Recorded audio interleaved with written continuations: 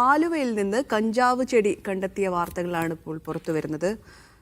Aluva police ക്ലബിന് സമീപമാണ് ആൾതാമസമില്ലാത്ത വീടിന്റെ പുറകുവശത്ത് നിന്ന് കഞ്ചാവ് ചെടി കണ്ടെത്തിയിരിക്കുന്നത്. ഏതാണ്ട് 8 അടിയോളം ഉയരമുള്ള ചെടിയാണ് കണ്ടെത്തിയതെന്നാണ് മനസ്സിലാക്കുന്നത്.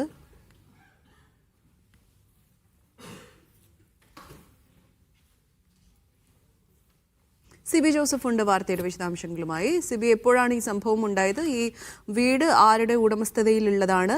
ഈ ചെടി തന്നെ മുളച്ചതാണോ? എന്തെല്ലാമാണ് വിവരങ്ങൾ? ഇത് ഈ ഓപ്പറേഷൻ തൂഫാന്റെ ഭാഗമായിട്ടാണ് ഈ ഒരു പരിശോധന നടത്തിയത്. ഇതിൽ ആലുവ പോലീസ് ക്ലബിന് സമീപത്തുള്ള പുത്തനങ്ങാടി വീട്ടിൽ ജോസഫ് എന്നയാളുടെ ഉടമസ്ഥയിലാണ് ഈ ഒരു വീട്. ആ വീട്ടിൽ ആൾതാമസമില്ല എന്നുള്ളതാണ് പോലീസ് പറയുന്നത്. ഈ വീടിന്റെ പുറകുവശത്താണ് 8 അടി ഉയരമുള്ള ഒരു കഞ്ചാവ് ചെടി കണ്ടെടുത്തത്. ഇതിൽ ഏറ്റവും ശ്രദ്ധേയം ഈ ആലുവ പോലീസ് ക്ലബിന്റെ തൊട്ട് പുറയിലുള്ള വീടിന്റെ സമീപത്താണ് ഈ 8 അടി ഉയരമുള്ള വലിയൊരു കഞ്ചാവ് ചെടി കണ്ടെടുത്തത്. എന്തായാലും അവിടെ NDPS നിയമപ്രകാരം കേസെടുത്തിട്ടുണ്ട്. കേസെടുത്തത് കൂടാതെ ഇതിൽ അസിസ്റ്റന്റ് എക്സൈസ് ഇൻസ്പെക്ടർ, എക്സൈസും പോലീസും സംയുക്തമായിട്ടാണ് അവിടെ ഈ ഒരു കഞ്ചാവ് ചെടി കണ്ടെത്തിയത്.